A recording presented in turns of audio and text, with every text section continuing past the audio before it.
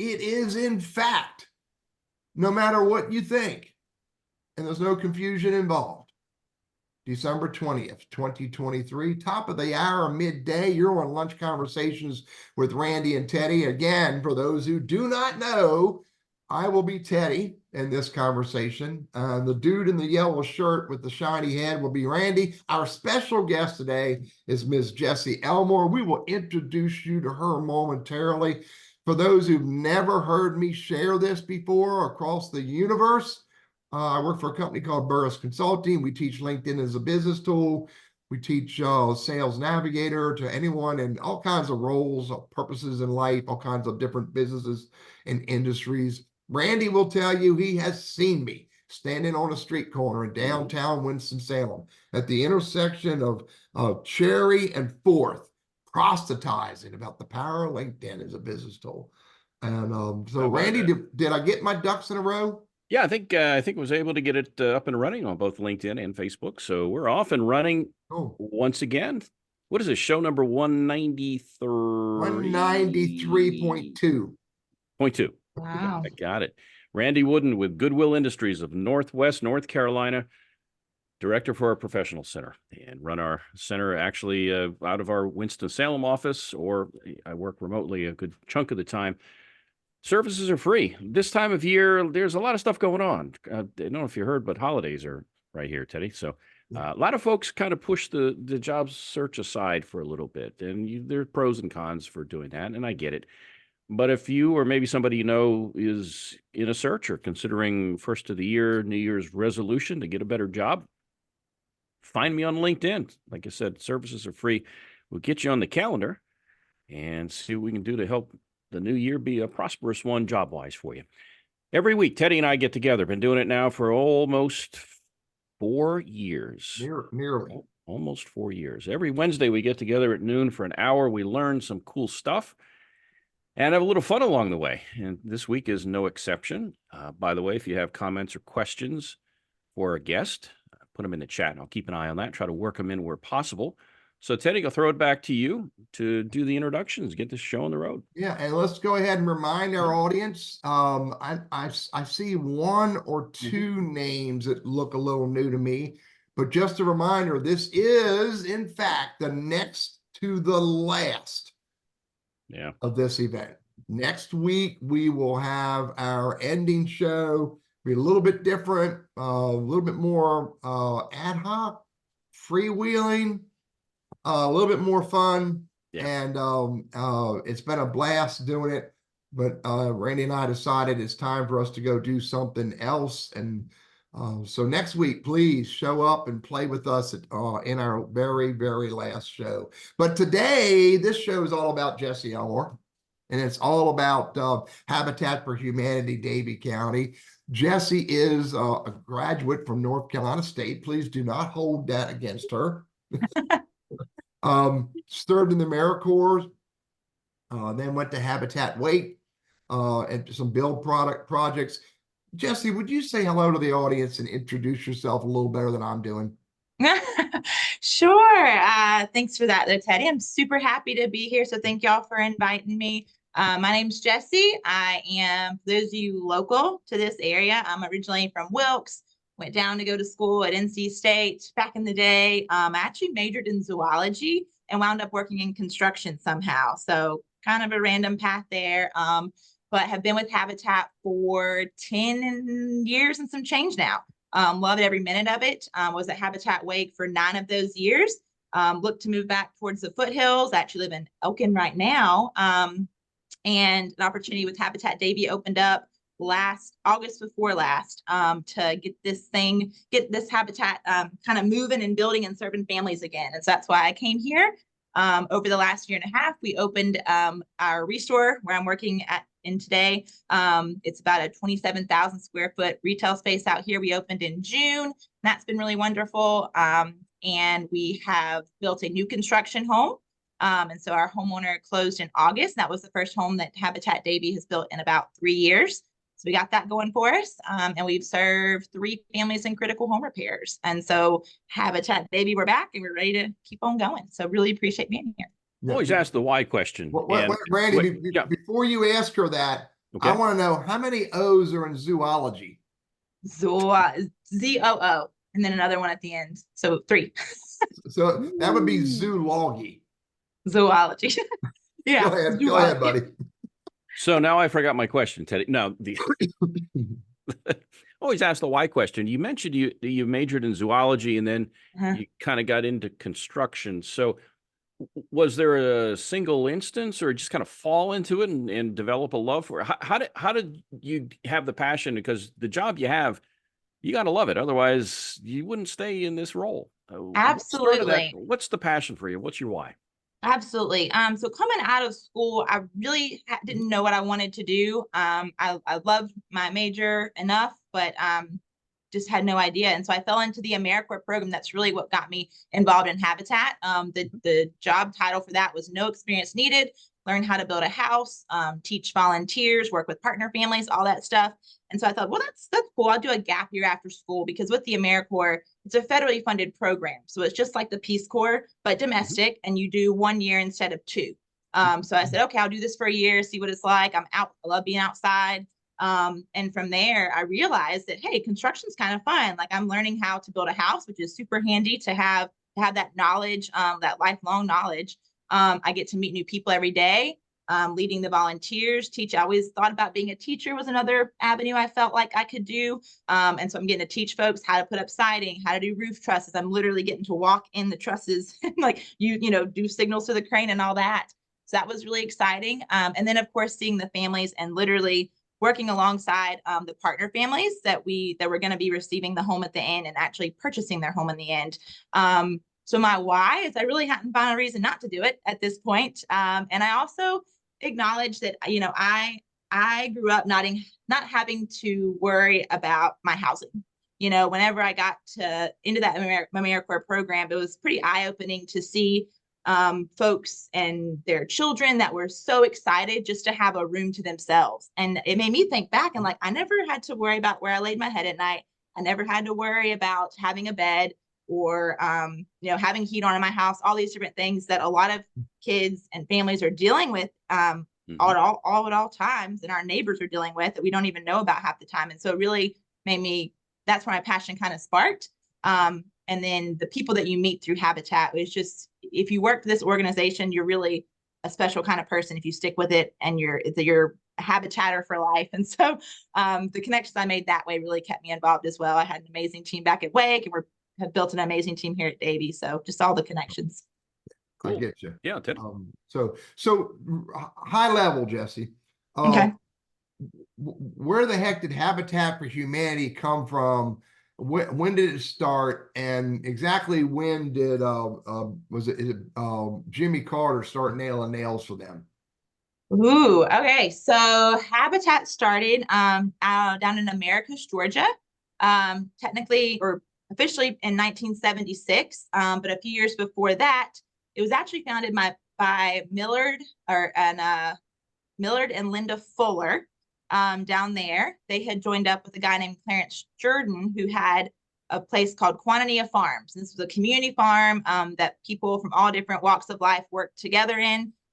Millard and Linda, they have their own story, which is amazing. And I won't get into that too much, but there's a really cool YouTube video. It's about 11 minutes. You guys should check out called A Life Unendured. And so he talks about his story and how I'll say it real quick since we got time, I'm sure. But basically, he was this big cookbook salesman, right? And so he made millions selling cookbooks and got richer and richer. And he talks about how he had farm and the horses and all the cars he could want for, and his, you know, him and Linda were just living it up.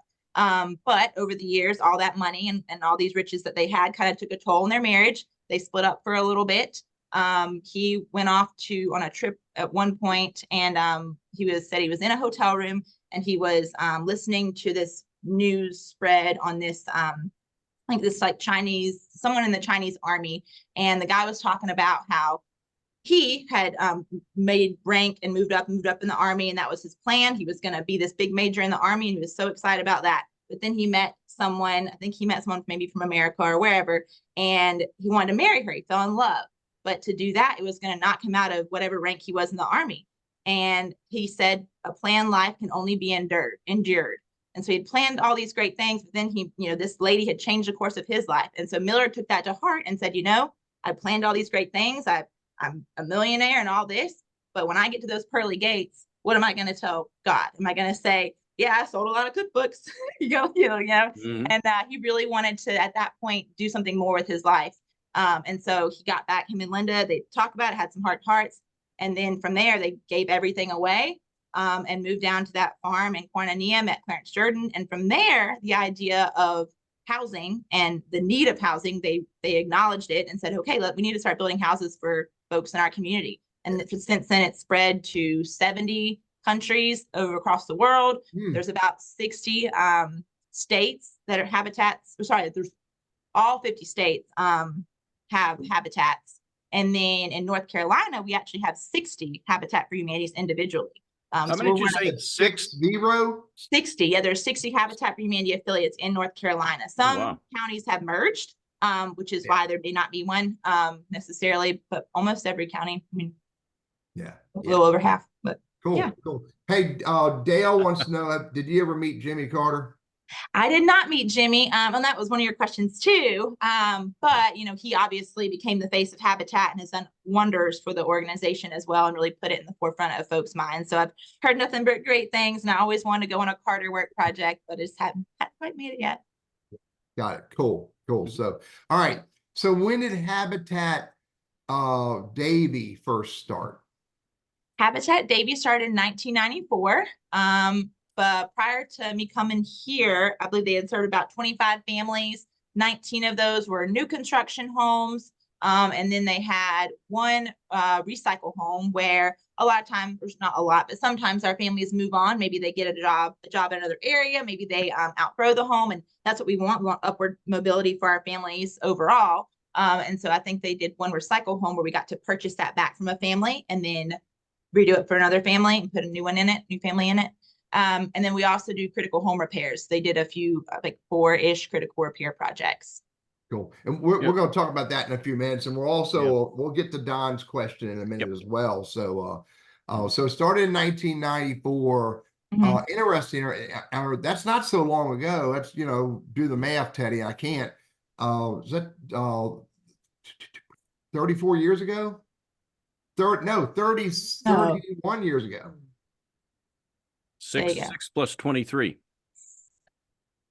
6 plus 23 is 29. Yeah, that's not so bad. Thank you for the help, Randy. Any of the original Habitat for Davie folks involved? I have met Neil Essick. I think him and his crew was really big on starting Habitat. He's come to a couple of our events since then. I speak to him about a few things. But yeah, I think a lot of them are still in Davie. I don't want to say names and then be wrong. But we have a lot of folks that have been on our board a long time as well. We have a great board, very involved. And yeah, a few folks have been on for many, many years. Cool. Real cool. So, and you came on last August? August before last. So. August before, okay. And so cool. And real good. All right. So let's break down the pieces. Okay. So a new home construction. Talk about a little bit about that project and not just the project. We'll talk about who it's for and how homeowners get qualified in a little bit. But how do you go about starting a new home construction, and finding the land and that kind of stuff? How's that work? So far, when I first got here, been pretty lucky in that we had a land bank of about 8 different lots. A land bank. Did you hear land that? Bank. Did you have land bank, Randy? No, I never heard of that before. So we're very lucky that the folks that preceded me had some stuff well planned out. And they would honestly, from what I understand, they would even go to the courthouse steps maybe and kind of bid on a property that was going to be sold. Sometimes things are given to habitats, but generally you do have to pay for land. Sometimes there's, and I'm speaking habitats broadly, there's, partnerships with different municipalities where, cities want to require a certain amount of housing to be affordable. I know when I was back at Wake, we were in talks with different builders even, where the town of Apex, for instance, was requiring a certain builder that wanted to come and build on land that they had, certain percentage of that had to be affordable. And instead of them making, building those projects, they were want to partner with maybe Habitat to come in and build those for them. So then you have a mixed income community, which makes everyone do a lot better anyway. Yeah. And so it just depends. We kind of sometimes we get our land just like a normal builder would and just pay for it. But then once we have our property, so on this last one I just chose the one that was going to be easiest and cheapest for us to get started on. We had to clear a few trees, but it was already pretty flat. It was in a great neighborhood. I went in, I put little goodie bags on the door, said, hey, Habitat's coming to your neighborhood, because construction in any neighborhood can suck. People, it's loud.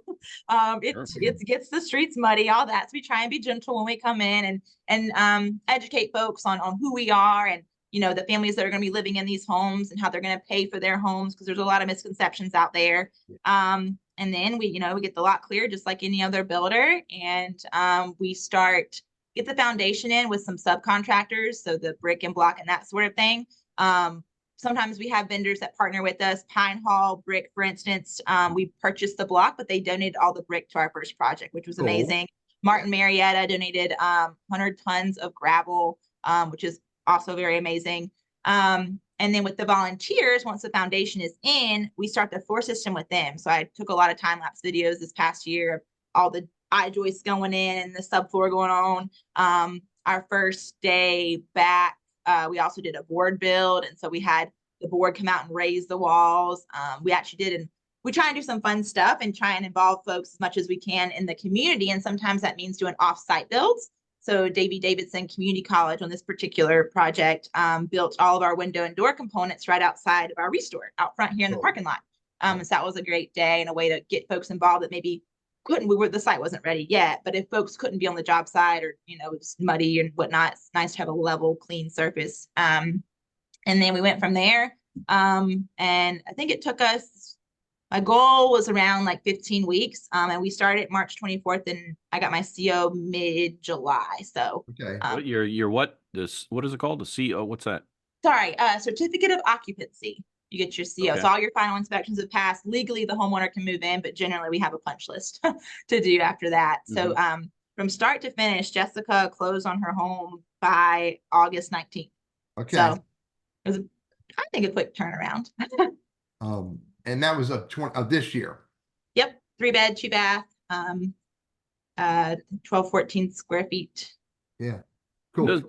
I'm just curious, does the homeowner have a fair amount of say in what goes into the house? Like, hey, I want an extra this, or do they have any say in how it's put together?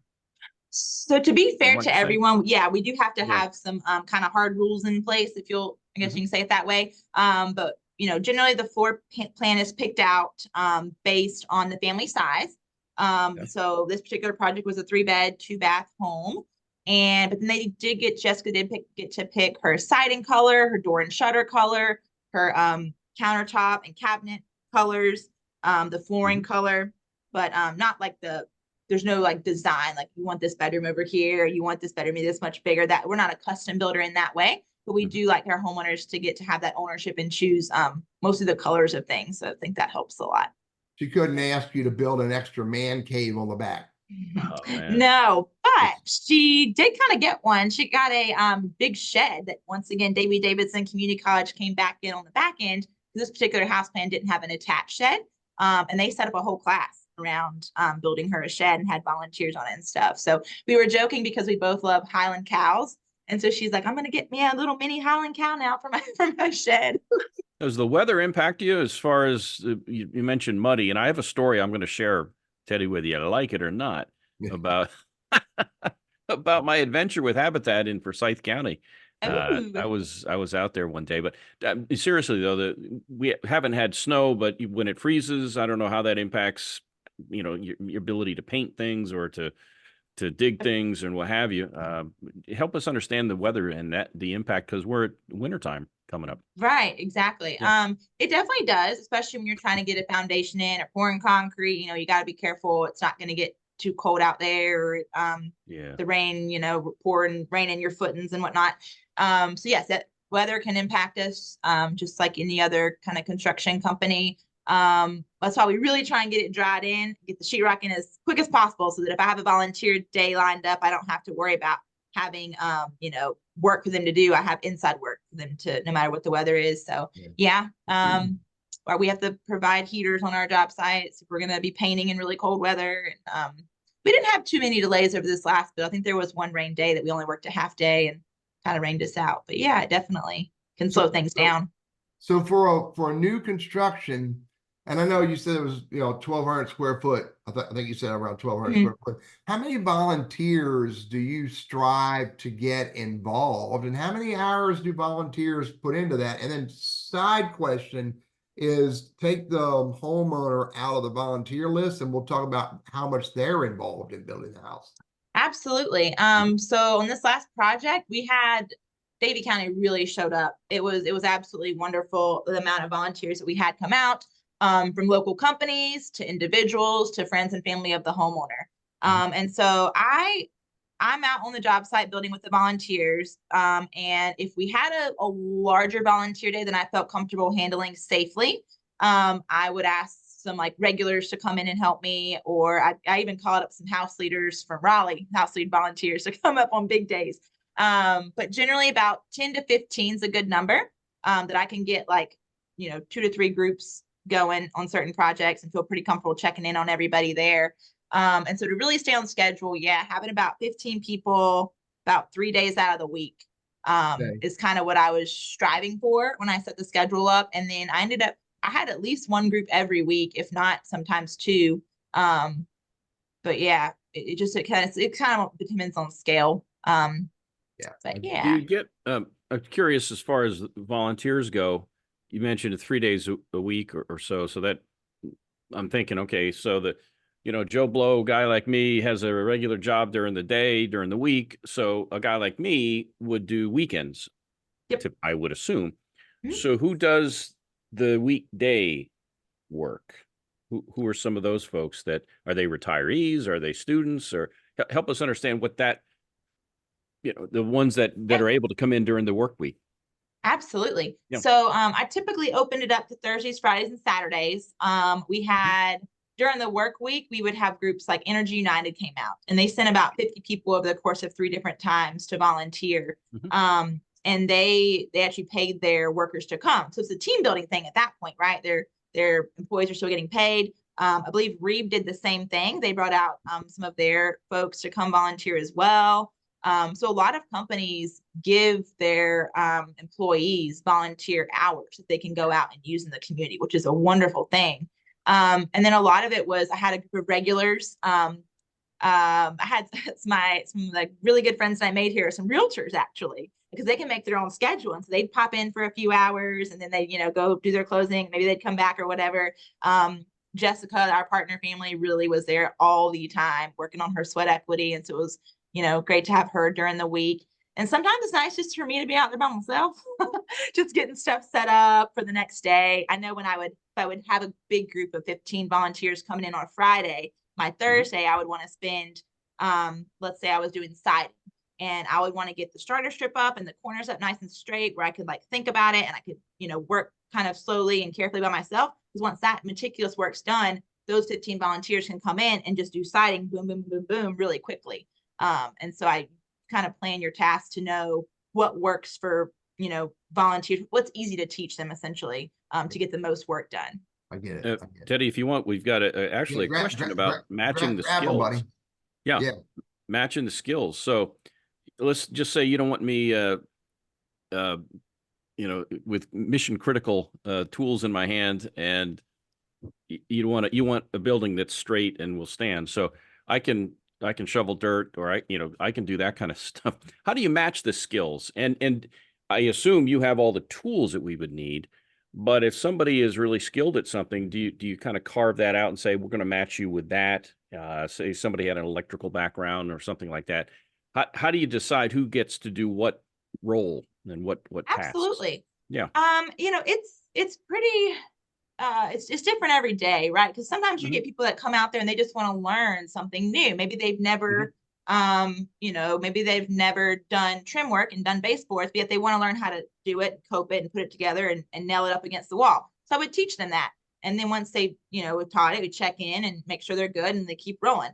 But someone who does have those skills, who wants to come out and do it, then okay, you're doing that task for sure. And then this person will go do something else or whatever. And so it just depends, because you get skilled folks that maybe they do this for a trade and they want to come out and learn something new. And so I really try and cater my days, like safety is priority, right? That's number one. But then I try and cater the day to what the volunteer wants to do, because if you're out there doing something you don't want to do, unless that's the absolute only thing we have that day, which generally I try and plan my days so that we have multiple tasks to do that are at various skill levels.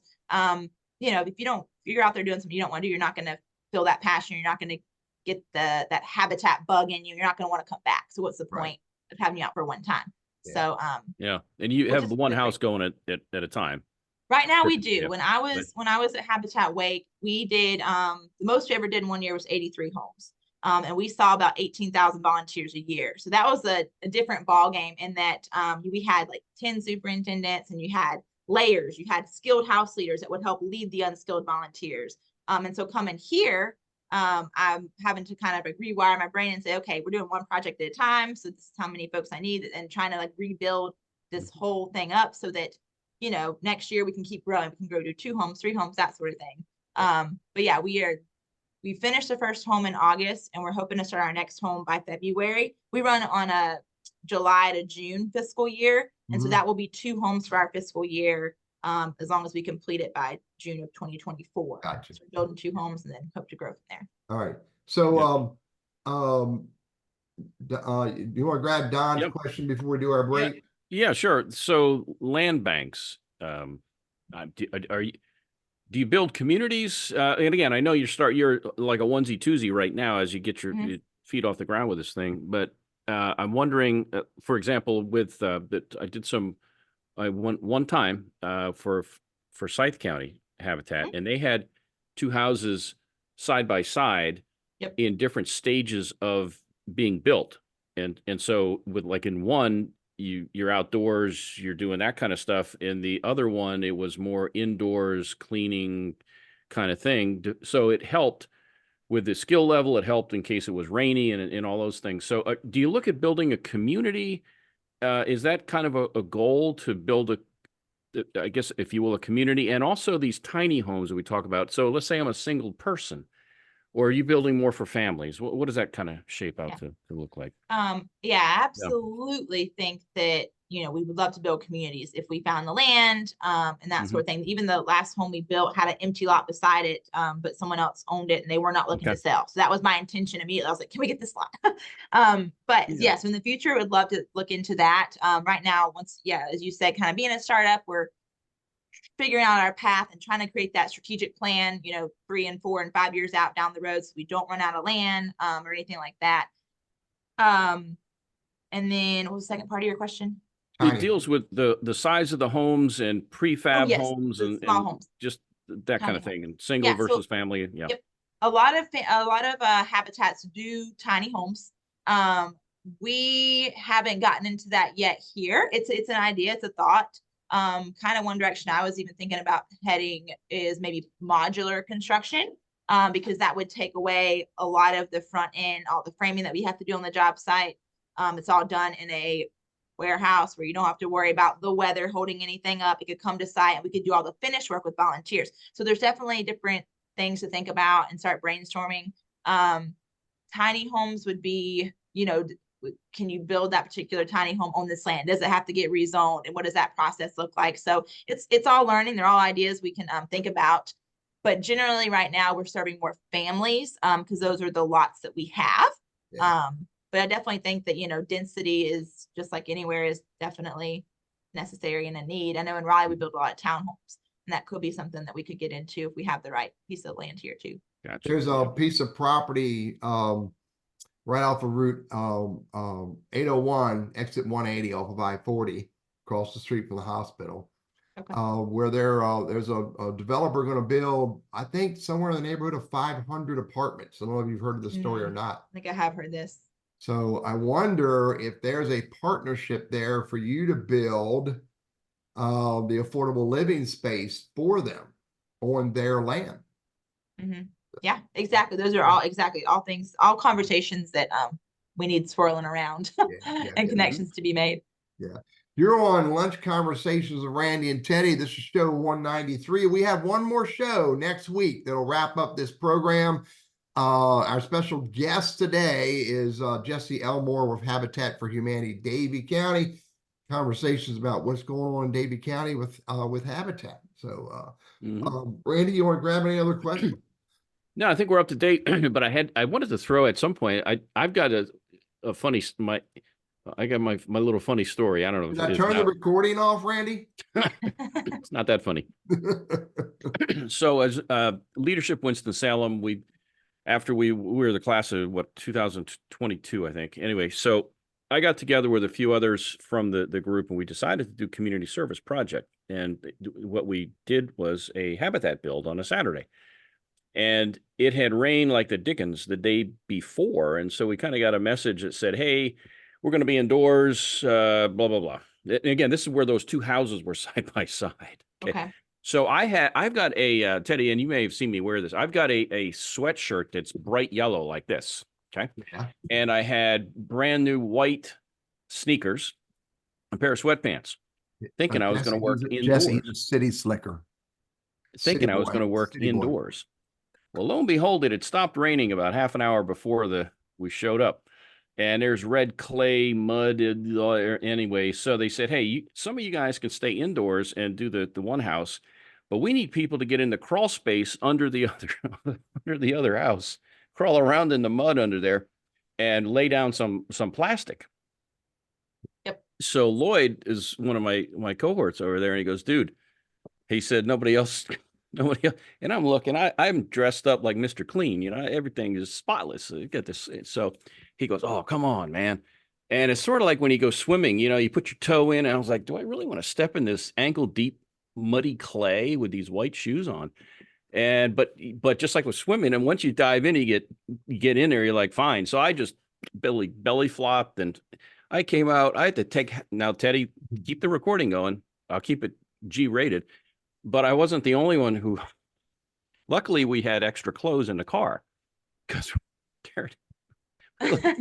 we look like the Our Gang comedy kids coming out after a full day of play. But it was rewarding. It was dirty as all get out, but somebody's got to do it. And I'll never forget that. Well, I can tell you from a Habitat superintendent perspective, you are very appreciated, because there is umpteen times that would happen at Wake where we would have, too many volunteers for the particular, the nice clean work, maybe, but we had to have certain things to get done. And so we would have to spread them out and, and just explain to them like, hey, I know you may want to work over here, but we really need this done over here. And, the volunteers were willing and happy to do it, really made our jobs easier, made us feel good at the end of the day too. Cause construction's not pretty. Well, yeah. And you're on your stomach. You can't lift your head up because you hit your head on the bottom of the house. And but you saved them $3,000 to $4,000 that, because they didn't have to pay a subcontractor to come out there and seal that crawl space. So you are appreciated. We can go into building the next home. So nails and some empty beer cans and everything else. You're rolling around in the mud. But I digress. Teddy, that's what 4 years of college will do. It positioned me for that role. But, I enjoyed it, and I got to know the other guys, and we had a construction manager too. He was kind of like, I'll say, an earlier version of you. He'd been in the AmeriCorps, he'd been in something, and he really dug what he was doing, and he wanted to make that a career. Yep. So was that Brad Zabel? No. He's a young fellow, just like I said, just had kind of getting his feet wet. I think he had done it in college or took a year off or something like that. And he was kind of our crew chief.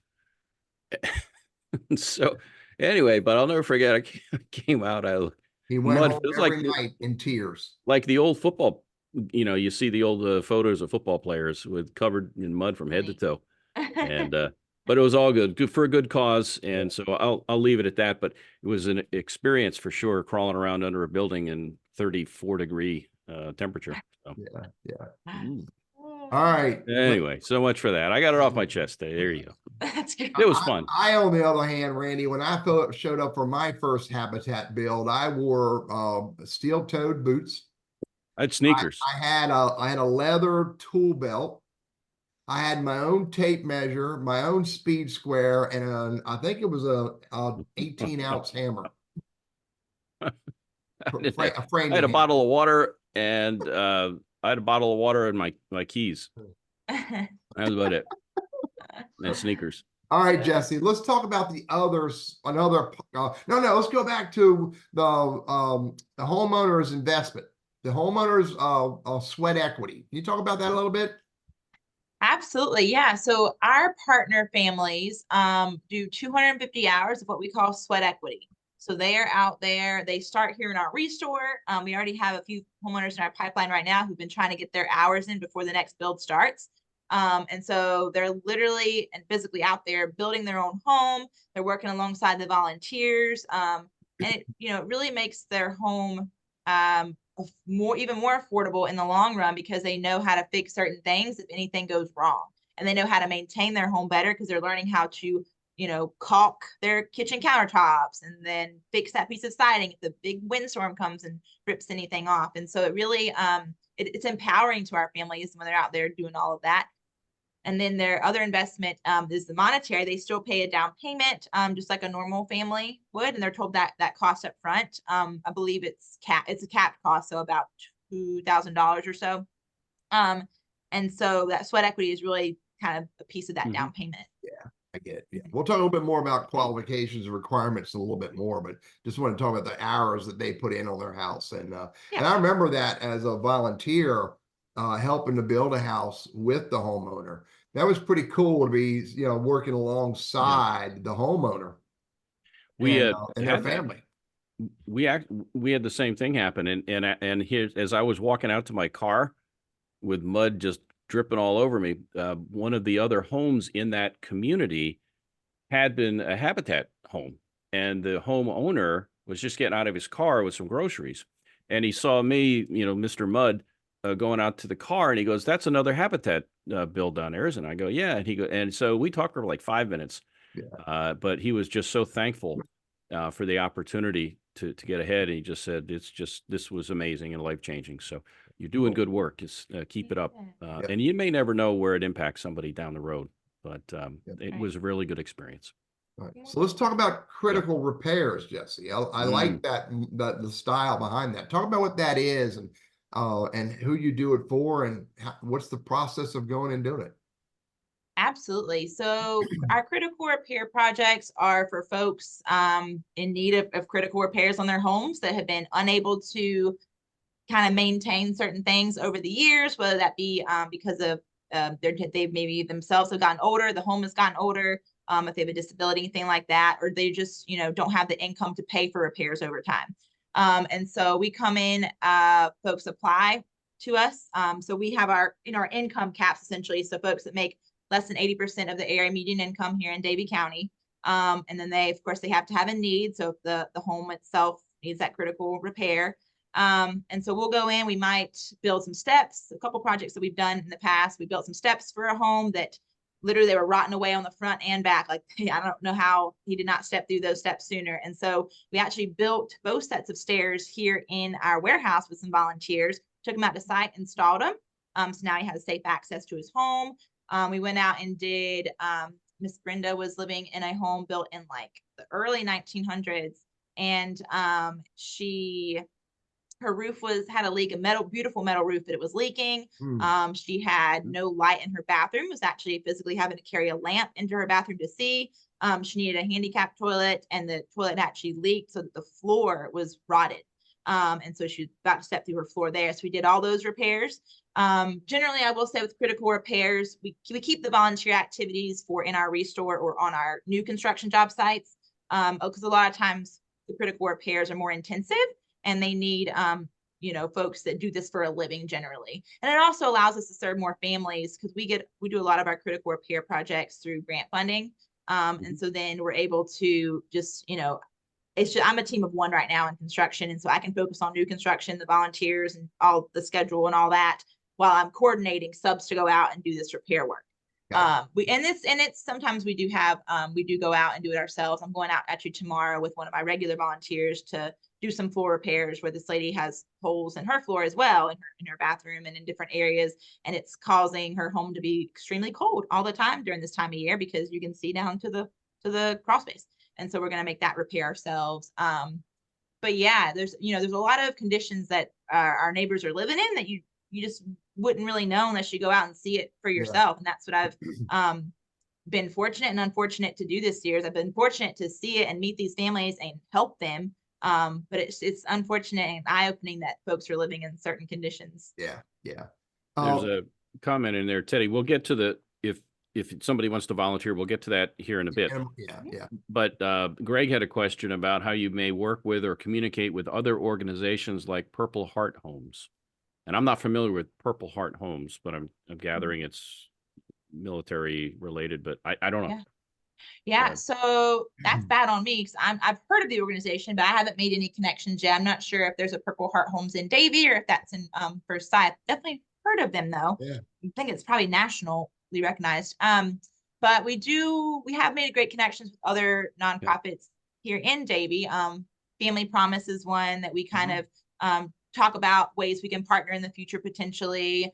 And then the Advocacy Center, I've gotten a few calls from someone over there whenever they have a family that is having, because they help pay for utility bills sometimes. I think it's supposed to be more of a temporary thing, but if someone has a really high heat bill in the winter, and they say, hey, why is this happening? Maybe I'll go out and say, okay, well, it's because there's holes in the floor, we can fix it that way. In this particular case that we're doing tomorrow, I'm actually trying to send them to her to help pay for some of those utility bills that got large before we could come in and do the work. So yeah, we definitely try and partner with other nonprofits and organizations. When I first got here, the Davie Community Foundation did a really great job of bringing us all together. And so I didn't realize how beneficial that was, me just coming into it, but I met a lot of different directors from different organizations at that meeting. So I'd love to do another one of those just to kind of come back to the table and say, okay, there's the services we provide. What do you provide? Same thing with our restore, because we don't take everything here. And so we'll try and do different promotionals each month of like, okay, we're having a bin set up for Storehouse for Jesus, and you can bring us, your furniture you're looking to donate, but you can also bring XYZ items for them, and then the Humane Society. And so we try and partner in that way, but definitely need to talk more about the housing part of it and find different housing partners. I think could do. What about Goodwill? I mean, I work for Goodwill, so we take in goods and so forth, but I don't know if there's any kind of formal, or maybe that gets sent to your restore, maybe to refurbish things, and then you can turn around and do something. I don't know. I don't know if that's something that is a partnership that exists, because I'm just not familiar with it. But yeah, we do similar to what you're saying. We do partner with there's actually a local church down here in Clemens, United Methodist Church, and so they'll come in and get some of our items that for some reason just won't sell. And they give them to families. And then they've actually referred a few folks to here because they don't always have a whole lot of storage. So there's, Okay. Yeah. Davie Community Foundation, really good group. I've known Jane for years, and I love the way they're serving this community. So that's it has to be a great partnership. So I had a question for you that just slipped my mind. Oh, 80, I think you said critical repair, you help families or individuals who make less than 80% of the median income in Davie? Yes. Yeah. Do you know what that number is? I'm looking at my stuff right now. It depends on family size. Okay. So so like with our new construction, which holds for that too. For a family of 4, for instance, we serve folks that make between about $30,800 and $61,600. So that's kind of the income range there. So on the top end, it would be 61,000 folks that make less than 61,000 for a family of 4. Yeah. For a family of 1, which we see a lot with, is you make below 43, which a lot of the families that we serve in critical repairs are just living on Social Security. Or disability. So so it's definitely they have no means. Well, whenever we came into this, and what's neat is there's across North Carolina, we get together with other habitats and can kind of like talk about different things. Okay, what does your program do? How do you serve? And we learn different ways to navigate whatever, because you got to keep up with the times and change and evolve, or you can't just get stuck. It's Habitat just wouldn't work if we didn't evolve. And especially with like housing and the cost of everything and Right. these days. And so I know some affiliates, I think even at Wake, maybe we had started the program with saying, okay, let's make it a tiered program where, folks can pay $50 and get $500 worth of work done, or $100 and they get, $2,000 worth of work done, Yeah. whatever. And then I think they even recently went away from that because they discovered what I'm discovering here. It's like the folks that we're serving in critical repairs don't even have $20 to set aside for anything. Yeah. So if anything, there's, we completely waive that fee. And we just ask them to partner with us. If we were to have volunteers on it, we kind of ask them, can you, provide some water for our volunteers or whatever, but very minimal. Yeah. Minimal. All right. So I kind of thought there were numbers in that space. So let's talk a little bit about the homeowners. How do you pick a homeowner? What's the qualifications? What's the requirements? How's that process look? And I'm sure it doesn't happen overnight. It might take years. Yeah. So for our new construction families, for our first-time home buyers, they have to be a first-time home buyer. Okay. They have to live or work in Davie County.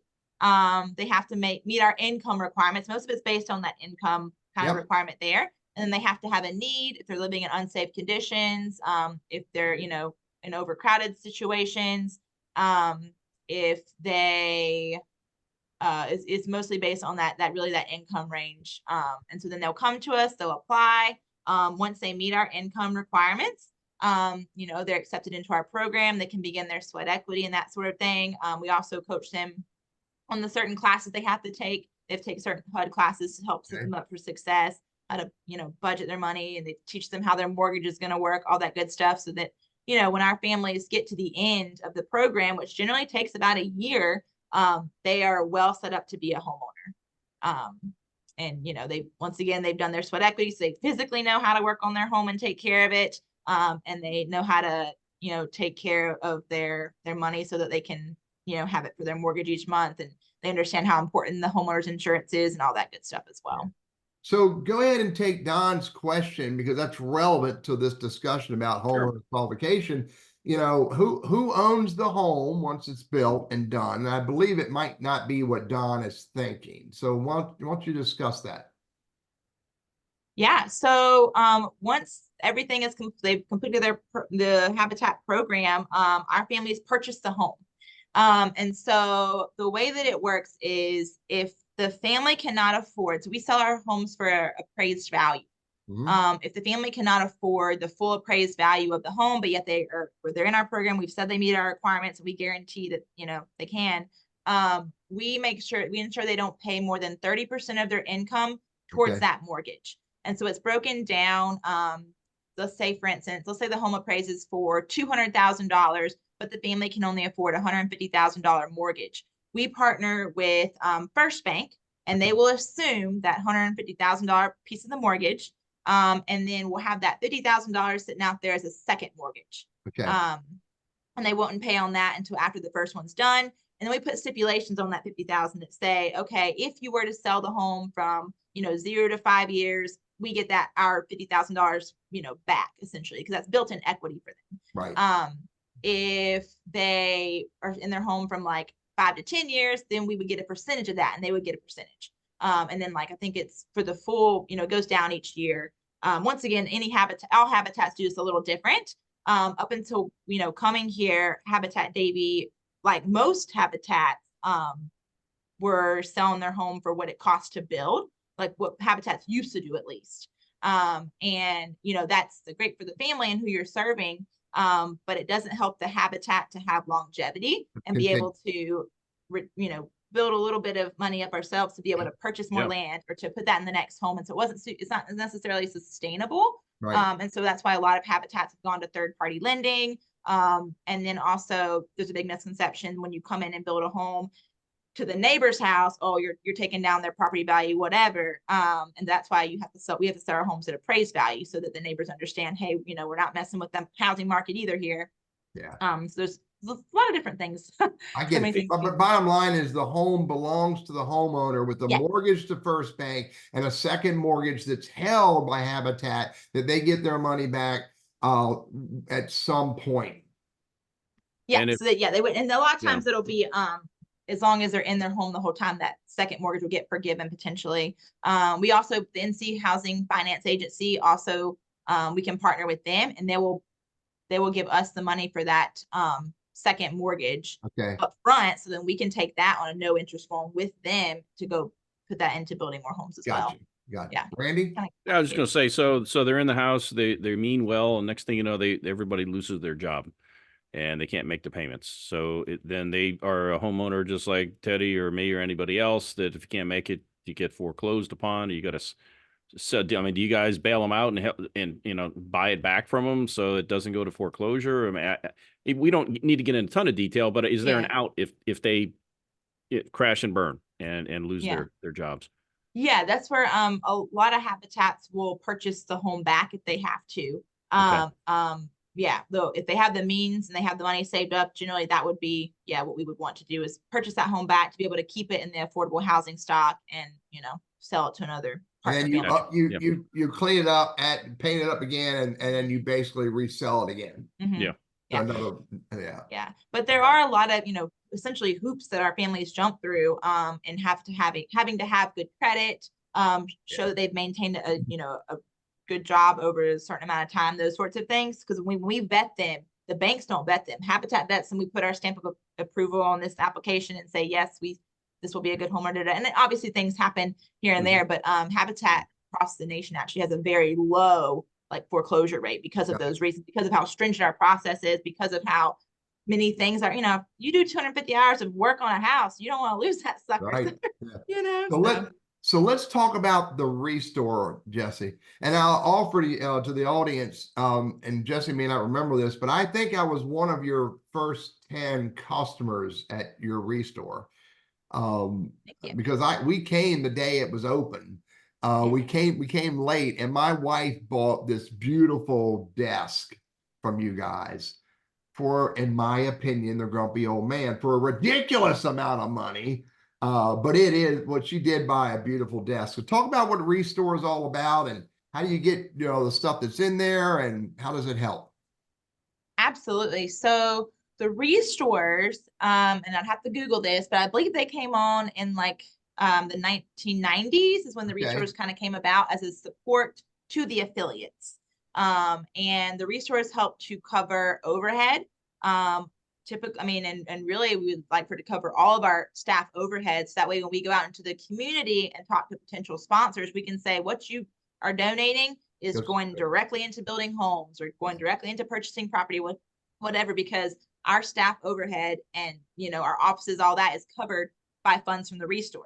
Gotcha. And then if your restore is doing really well, which we're it's an amazing area that we're in. I think there's a lot of potential here, and it's been really great so far. Then they can help also fund and build homes. I know when I was at Wake, we had 10 restores, and they did a roundup program where if folks wanted to round up when they made a purchase, they set aside that money, and they ended up raising about $150,000 over the course of a year to then build an extra house, which is amazing. And so, I like to say we have hearty home goods. So we have large, items. We have couches, tables, chairs. We have a little construction section as well. Folks can donate things that we're able to resell to someone else. We also have appliances, and we have different requirements with some of that stuff. Like they have to be newer than 10 years or newer, because we obviously want to be able to resell them. But the best resources to look online to see all the things that we do take. And then we do free pickups for large items. So folks can call us, they can schedule online, and that is free. And then something exciting to announce is that in the new year, we're partnering with Resupply.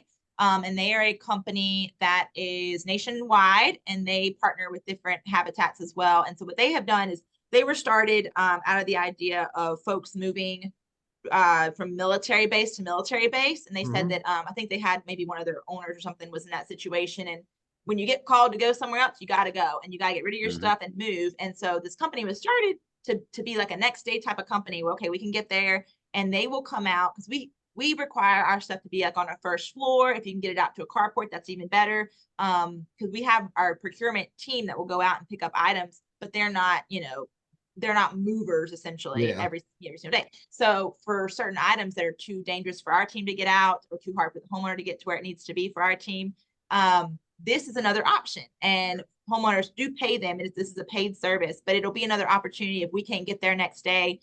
This team can come out and do it. They will bring all the items to us or Goodwill. They go to multiple different charities to try and to offload the items, but it's free for us. The homeowner pays them, and then I think it's free for any nonprofit really. So that'll be exciting to partner with. And then yeah, we love our shoppers. We have our regulars, our treasure hunters that come out, and you really get to find some cool things. One thing out here right now that I really want is a dry sink. It's like an antique dry sink out there, and it's so cute. So it's really fun to see what comes through. Yeah. I've got a couple friends that just rave about they get to go to the Restore and to, whether they take work a lathe or they do whatever, and they create things there and fix things and just really get a lot of fulfillment out of that. So good stuff. Absolutely. And that's the thing is, like, we don't take a whole lot of items that need a lot of repairing, but if we had someone that came to us as a volunteer and said, hey, every Tuesday I want to come here and I want to refurbish XYZ, we could probably start accepting that stuff, so. Got it. All right. 2 more things that we want to talk about in the next few minutes. Number 1 is, how does our audience get involved? Absolutely. So I don't know if I can put it in the chat, my contact info. And I'd be happy to tell folks, whatever way they're interested in getting involved, we probably have something they can do, whether that's volunteering in our Restore. Maybe you want to do some type of construction, but our construction site isn't quite open yet because we're trying to fundraise for the next home right now. But there's things that can be built in here. I've been stuffing envelopes of this Christmas, sending out letters to folks asking for some money. And so folks would come in and they could have been, they could address and stuff envelopes. There's tons of different things, from admin to construction to merchandise stuff where they could stock shelves, move furniture, clean furniture, that sort of thing. So many different ways. I think we have a niche for everybody. Got it. And if you want to crawl around in a crawl space and get muddy, you can do that too. Yeah. No extra charge. Absolutely. Right. Jessie, I love that. I love Habitat, what they do. Thank you very much for being on the show today. If there's one thing the audience did not hear that they need to take away from this show, what is that?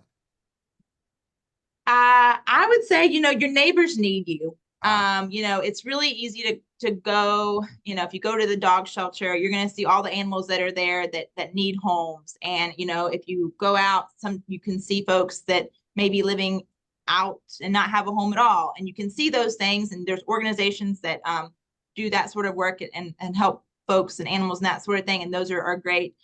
This is just another one to add to the list that Habitat, we want to serve folks. And I feel like a lot of times the folks that we're serving, it's a hidden need, folks that are living in the conditions that I mentioned earlier on the call. Unless you're out there seeing it, you overlook it, or, you get on with your Christmas and your seasonal things and you're enjoying and everything. You're not really remembering, I guess, all the need that's still out there. So your neighbors need you. Habitat Davie needs you, and we'd love to have you come and volunteer in any way. Cool. I absolutely. I love that. Your neighbors need you. Your neighbors need you. Said by Jessie Elmore, from Habitat Davie County, never to be forgotten. So again, Jessie, thank you very much for showing up today. I appreciate you. Excellent. Randy, anything before we close? One last real quick thing. I'm the last guy you want building a home, right? I just the whole blueprint thing. But one thing I did gather from. Oh, did she go away? No, I'm here. Maybe. She's back. Anyway, is that you don't need to be skilled labor. If they'll take me, they'll take anybody, right? And all you need is the want to. They can show you the how to, and they did. They showed me how to do some things, and I left with all 10 fingers, and so I feel like that was a win. But again, just get off the bench, get in the game, and they want your time. They don't need high-skilled folks, but if you've got the time, they can help some other folks. Hey, Teddy, big show next week, man. Yeah, man. Really looking forward to it. It's a bittersweet going to be. I got to move on. It's been a freaking blast doing this. I'm going to do the numbers, Randy, and talk about the number of 10 people in the audience, well close to 900 people, the number of special guests. I'll put that data together and we'll share that next week when we deliver the last lunch conversations of Randy and Teddy show. And hope all of you can show up and help us celebrate this fantastic journey. Yeah. Have a good Christmas, my friend. And Jessie, thanks for coming out. And Thanks for having me. really enjoyed the talk. Oriel Hope will join us next week. She was our very first special guest, and she'll kind of help us round this thing out. But should be a little fun. We don't know where we're going to go with it, but it'll be an hour of ad lib, and we hope to engage with you guys if you're on the attendee list. Chime in with some memories and comments and thoughts, and we'll work them all in. So, all right, guys, have a great day. Take Teddy, care. thanks Bye, again, Chris. buddy. You too. All right. Bye-bye. I'll see you.